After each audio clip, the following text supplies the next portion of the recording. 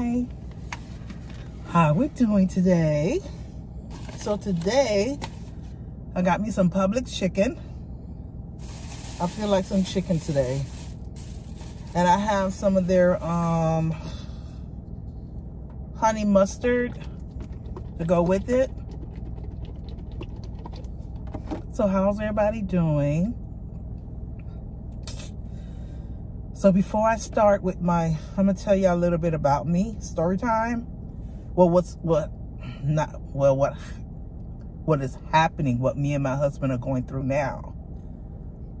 How we doing?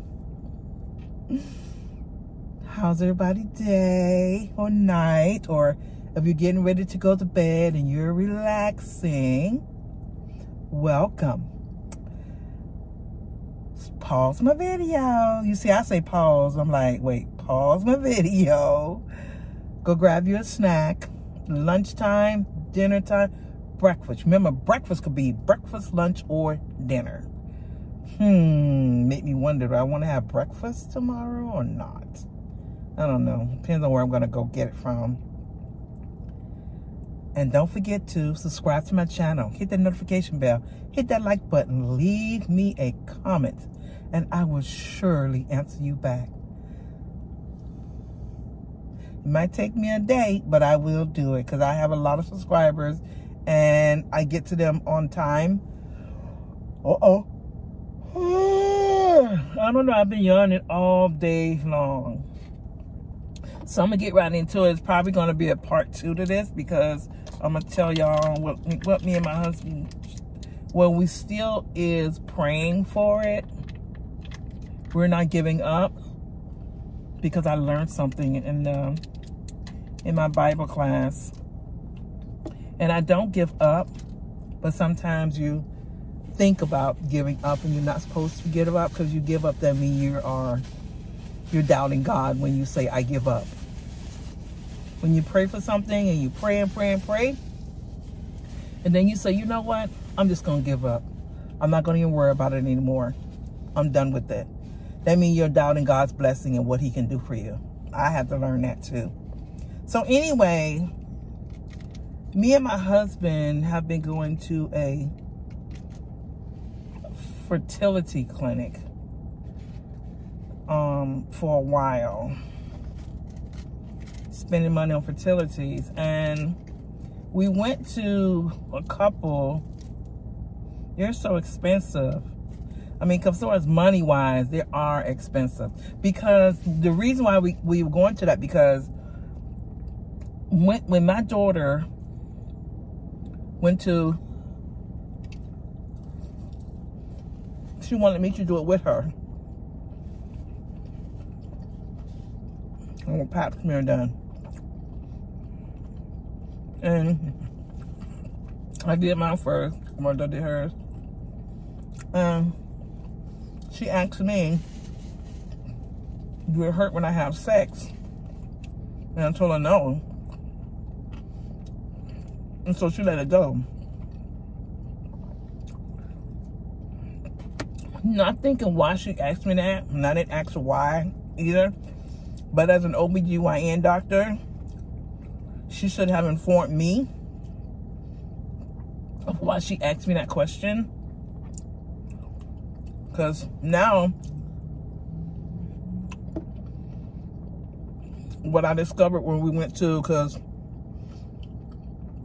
I couldn't figure out why I couldn't get pregnant. So, when I moved here to Georgia, I got me another OBGYN eye doctor. And he told me that I had fibroids. Now, he said I had a big one that had to come out. Now, when he was getting ready to do it, well, before this doctor was so nervous because I have underlying medical histories. I think I explained in one of my other videos that they be scared to operate on me. But I didn't feel nervous.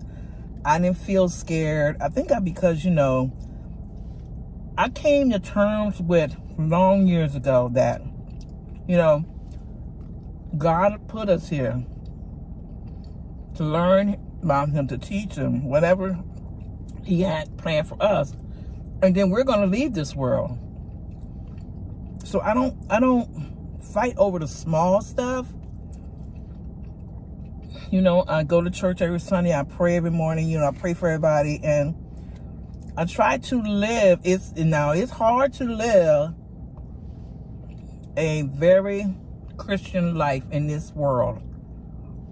My priest says that to us all the time. He struggles too. It's hard. If anyone says they're living it, no. See, they already, I don't know. I ain't gonna say it, but in reality, it is what it is. I'm getting off subject. That's why it's gonna be a two-part. So he told me that I had fibroids in me. Okay, so we was gonna have the surgery, and he kept putting it off. I said, listen, doc, I want you to do it. It's fine. I'm okay with that. So he did it. And they couldn't cut me. They had to, that's how serious it is. There couldn't be no cutting on me at all. Everything had to be done by robot. So they put a robot here, a robot here, a robot here. They put two robots on the side, hand on the top, and one on the bottom to go in and do the procedure. When he came out, he said it was more fibroids than he thought. He said I had 6. He said he had to take out my bladder. He had to take out my kidney, some of my intestines, my stomach, because they all was attached to it. So he had to detach everything from the fibroids that was growing, getting bigger and bigger and bigger. He said the biggest one was the size of a little miniature football. I mean, my stomach was huge. My stomach was, and I couldn't figure out why, because I don't eat a lot at all, as you guys can see in the video. I never did. So when he took it out, he had to do a partial hysterectomy on me, because one of the fibroids was wrapped around one of my ovaries, so he had to remove that. So, you know, he did what he had to do, and I woke up. He told me everything he did and what he took out. But then, when I got home, what did I do? I think I went to the church. Yeah, I was taking something to the church, and when I was taking something to the church, all this blood started running down my legs. I freaked out. I ran in the bathroom. I was already wearing a pad because of the blood, the blood that was still seeping out. And by the time I changed it and got back to the car, it was full. So I drove myself to the emergency room.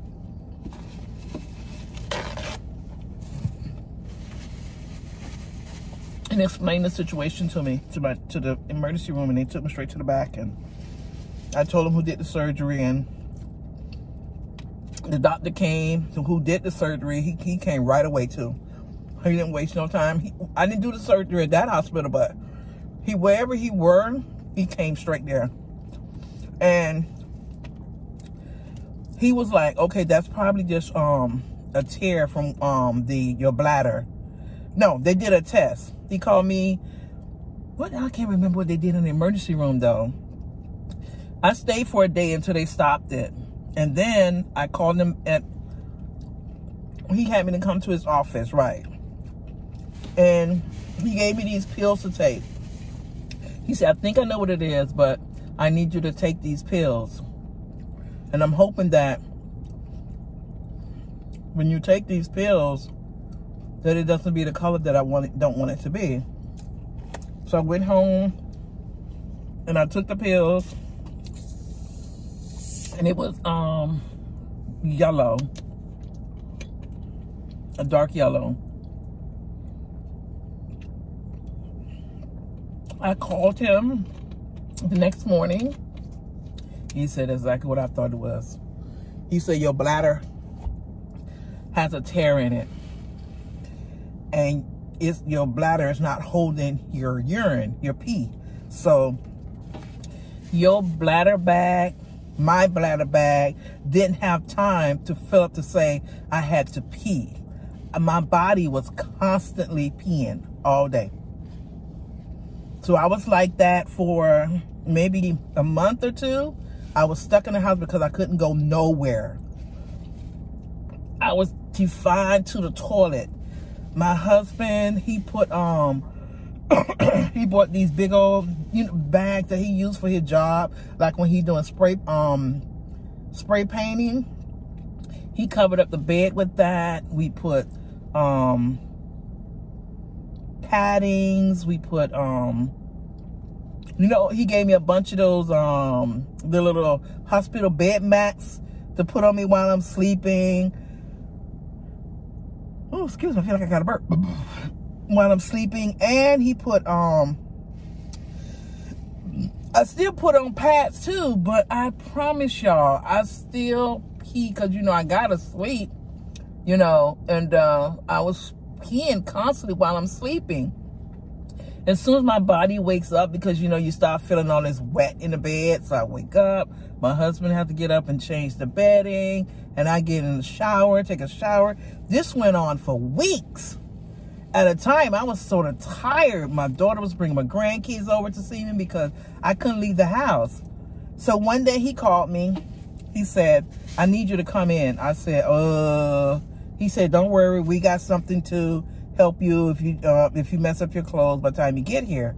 I had already brought extra clothes, everything, because from where I lived to where he lived, it was about 15 minutes away. And I knew I was going to mess up myself in 15 minutes. So I got there, and he tried to put one of those pee bags on me, a pee bag, and my body rejected it. He kept putting it up, and I said, oh my God, I gotta pee, I gotta pee. He said, pee. I say, I can't. So he take it out, and the pee start coming out. And so they positioned it in an angle, and they got it in. By the time I got home, my body said, this gotta come out. So I had to call him back. We had to go back in there, and he had to take it out. He was trying to help me, but that tear that was in my bladder had to heal. And it took maybe a year, because I think it took a year, because he when he put that thing in me, he actually moved my bladder a little bit. He don't know he did that, but what he did was, wherever the hole was, being that it wasn't right there to come down, he just moved it over a little bit, so the pee won't be flowing all the time. But what happened is that when I feel myself have to pee, I better be right next to a bathroom, or I'm going to pee on myself, because I couldn't hold it. I couldn't hold it at all. I'd be running, and while I'm running, the pee is coming down my legs. So I said, you know what? I can't go nowhere until this gets right, because I'm be peeing on everything and everywhere. It didn't make any sense. So it's still going on, but I think it's almost healing. I'm not quite sure, because I still can't hold my bladder. And I had this procedure done 5 years ago, and I'm still going through this pee issue with my bladder. I don't know what to do about it. I don't told him about it, but he tried what he can do. But if the body's not going to heal properly, and they don't want to cut me, They absolutely are not going to cut me at all. Any surgical thing that I have had in my life, it always have to be the robot. So I can't get no one to go with a knife, because that's just like saying, okay, Tina, we just gonna kill you on the table. So they don't do it at all. So I have to suffer when I say I have to pee. I have to, when I feel that urge right then and there, the only way to save me from not peeing on myself is I got to go to the bathroom right then and there. Or if I'm in a car and I feel I got to pee, as soon as I get out of the car, wherever I'm at, I don't care where, I got to go straight to the bathroom. Or an accident is going to happen for sure. I can't squeeze my bladder. When you know how you squeeze, you hold and try to hold it and you cross your legs or whatever, that makes it come out even more for me. Sometimes I push against it, like I push really hard. That stops it for a minute or two. Enough for me to make it to where I'm going. But I'm fighting to get my underwear, my pants down, underwear down. So a lot of times when I go somewhere, I wear a dress to make it easier for me to just lift up a dress and put on my panties and pee. Because if I wait too long, I don't have the time to unbutton my coat. Like when I'm working now, that we wear pants. Like if I feel the urge that I gotta pee, I feel it way back in there, I feel it, I go drive somewhere to a gas station or something, and I go straight to the bathroom. I don't give it time to say, okay, let's come out right now, because I'll tell you right now, my Quest clothes and my car will be messed up. So that is my story time. I'm taking up all my break. I didn't even eat all my chicken. Maybe I'll do a part 2 about it. Well, I've just told y'all that, you know, I'm suffering with it right now. And that's how I have to live my life with this issue here. Okay? So I'm going to end the video here. My daughter probably eat this chicken because I don't get no more breaks after this. So everyone have a wonderful, safe, and a blessed day. Don't forget to subscribe to my channel. Hit that notification bell. Hit that like button. Leave me a comment. Share my video with all your friends, all your family. And y'all have a wonderful, safe, and a blessed day. And I will see you in the next video. Bye.